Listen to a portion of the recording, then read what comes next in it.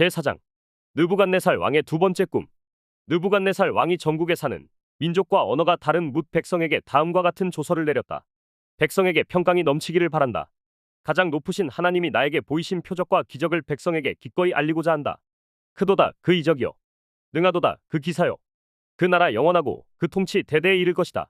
나 느부갓네살이 집에서 편히 쉬며 궁에서 평화를 누릴 때 꿈을 꾸었는데 그 꿈이 나를 두렵게 하였다. 침대에 누워 있어도 생각이 번거로웠고 머릿속에 받은 환상 때문에 나는 번민하였다. 그래서 나는 그 꿈의 해몽을 들어보려고 바빌론의 모든 지혜자를 다 내 앞으로 불러오도록 명령을 내렸다. 마술사들과 주술가들과 점성가들과 점쟁이들이 나에게로 왔을 때 내가 그들에게 꿈 이야기를 하였으나 그들은 나에게 그 꿈을 해몽해 주지 못하였다. 마침내 다니엘이 내 앞에 나타났는데 그는 내 신의 이름을 따라서 이름을 벨드사살이라고 고친 사람이다. 그는 거룩한 신들의 영을 지닌 사람이어서 내가 꿈을 그에게 말해 주었다. 마술사의 우두머리인 벨드사살아, 내 안에는 거룩한 신들의 영이 있으니 어떤 비밀도 내게는 어렵지 않을 줄을 내가 안다. 내가 꿈을 해몽하여 보아라. 내가 침대에 누워 있을 때 나의 머릿속에 나타난 환상은 이러하다. 내가 보니 땅의 한가운데 아주 높고 큰 나무가 하나 있는데 그 나무가 점점 자라서 튼튼하게 되고 그 높이가 하늘에 닿으니 땅 끝에서도 그 나무를 볼 수 있었다. 나무는 잎이 무성하여 아름답고 열매는 온 세상이 먹고도 남을 만큼 풍성하였다. 들짐승이 그 그늘 아래에서 쉬고 그 큰 나무의 가지에는 하늘의 새들이 깃들며 모든 생물이 그 나무에서 먹이를 얻었다.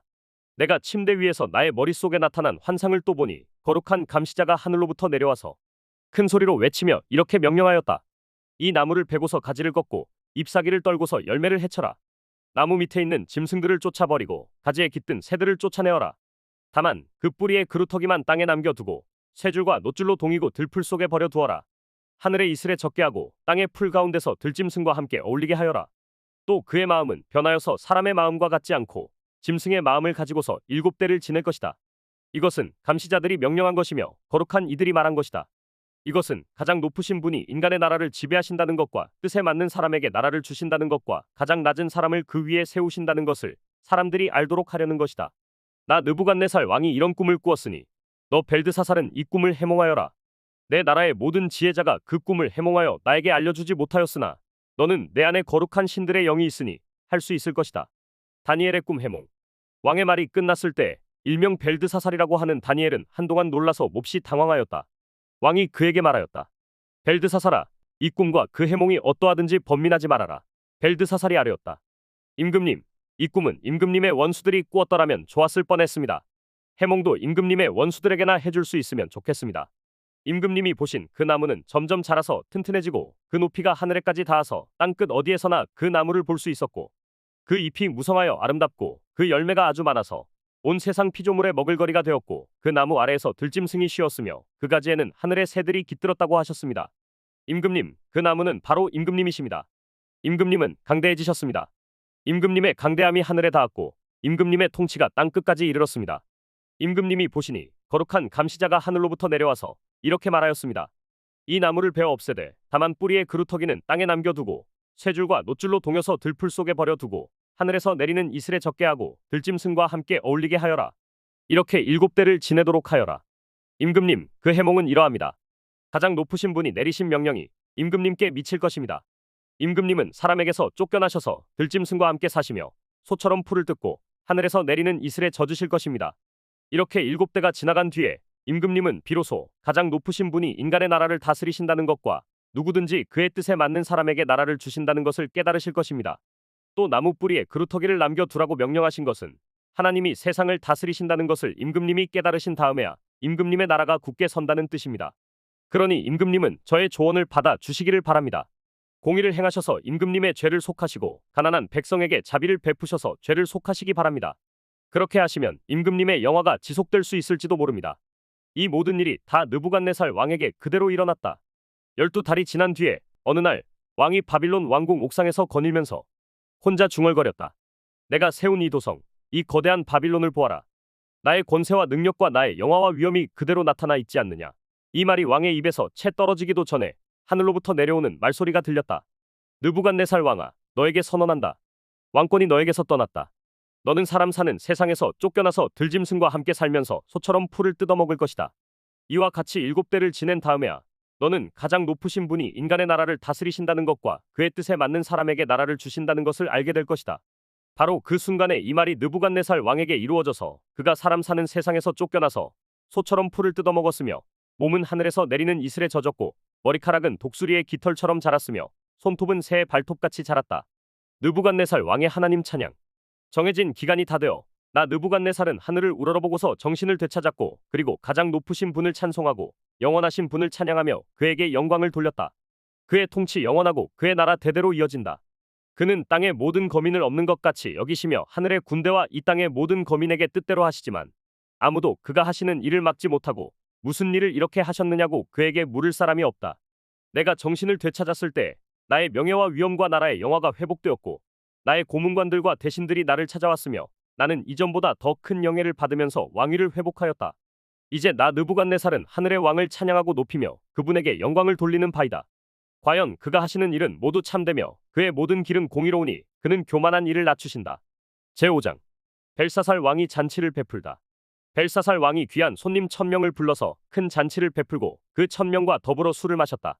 벨사살 왕은 술을 마시면서 명령을 내려서 그의 아버지 느부갓네살 왕이 예루살렘 성전에서 가져온 금그릇과 은그릇들을 가져오게 하였다.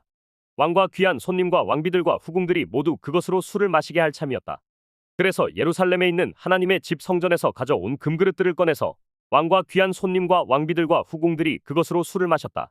그들은 술을 마시고서 금과 은과 동과 철과 나무와 돌로 만든 신들을 찬양하였다.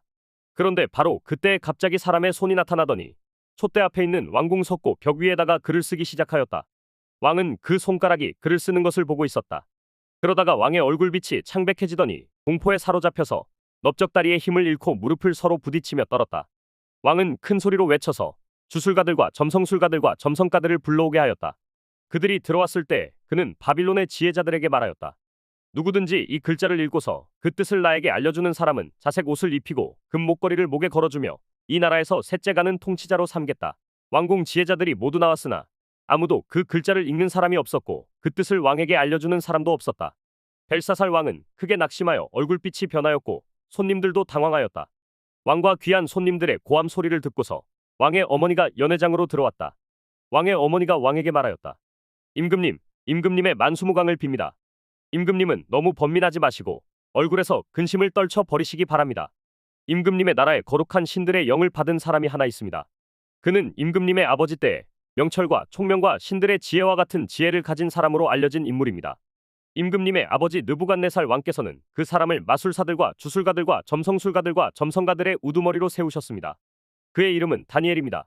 그에게는 탁월한 정신과 지식과 꿈을 해몽하는 총명이 있어서 수수께끼도 풀었고 어려운 문제도 해결했습니다. 느부갓네살 왕은 그의 이름을 벨드사살이라고 부르셨습니다. 이제 다니엘을 불러보십시오.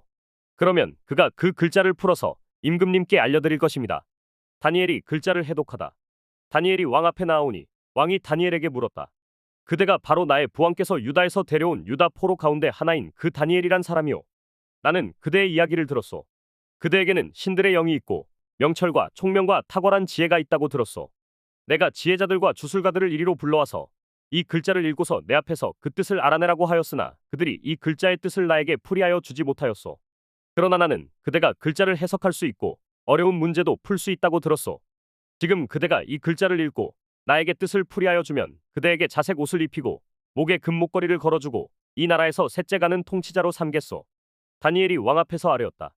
임금님이 주시겠다는 선물은 거두시고 임금님이 내리실 상급은 다른 사람에게 주시기 바랍니다. 그럴지라도 저는 이 글자를 읽고서 그 뜻을 풀이하여 임금님께 알려드리겠습니다. 임금님, 가장 높으신 하나님이 임금님의 아버지 느부갓네살 왕께 나라와 큰 권세와 영광과 위엄을 주셨습니다. 하나님이 그에게 큰 권세를 주셨으므로 민족과 언어가 다른 뭇 백성들이 그 앞에서 떨면서 무서워하였으며 부친께서는 마음대로 사람을 죽이기도 하고 마음대로 사람을 살리기도 하고 마음대로 사람을 높이기도 하고 마음대로 사람을 낮추기도 하셨습니다. 그러나 부친께서 마음이 높아지고 생각이 거만해지셔서 교만하게 행동을 하시다가 왕위에서 쫓겨나셔서 명예를 잃으신 일이 있었습니다. 사람 사는 세상에서 쫓겨나시더니 그의 마음은 들짐승처럼 되셨고 들나귀와 함께 사셨으며 소처럼 풀을 뜯으셨고 몸은 하늘에서 내리는 이슬로 젖으셨습니다. 그때야 비로소 부친께서는 가장 높으신 하나님이 인간의 나라를 다스리시고 하나님의 뜻에 맞는 사람을 그 자리에 세우시는 줄을 깨닫게 되셨습니다. 느부갓네살의 아들이신 벨사살 임금님은 이 모든 일을 아시면서도 마음을 겸손하게 낮추지 않으시고 하늘의 임금님이시여 주님이신 분을 거역하시고 스스로를 높이시며 하나님의 성전에 있던 그릇들을 가져오게 하셔서 임금님과 귀한 손님과 왕비들과 후궁들이 그것으로 술을 마시게 하셨습니다. 그리고 임금님은 보거나 듣거나 알지도 못하는 금과 은과 동과 쇠와 나무와 돌로 만든 신들은 찬양하시면서도 임금님의 호흡과 모든 길을 주장하시는 하나님께는 영광을 돌리지 않으셨습니다. 그러므로 하나님이 손을 보내셔서 이 글자를 쓰게 하신 것입니다. 기록된 글자는 바로 메네 데겔과 바르신입니다. 그 글자를 해석하면 이러합니다. 메네는 하나님이 이미 임금님의 나라의 시대를 계산하셔서 그것이 끝나게 하셨다는 것이고, 데겔은 임금님이 저울에 달리셨는데 무게가 부족함이 드러났다는 것이고, 바르신은 임금님의 왕국이 둘로 나뉘어서 메데와 페르시아 사람에게 넘어갔다는 뜻입니다. 벨사살이 곧 명령을 내려서 다니엘에게 자색 옷을 입히고 그의 목에 금목걸이를 걸어 주었으며 그를 그 나라에서 셋째 가는 통치자로 삼았다.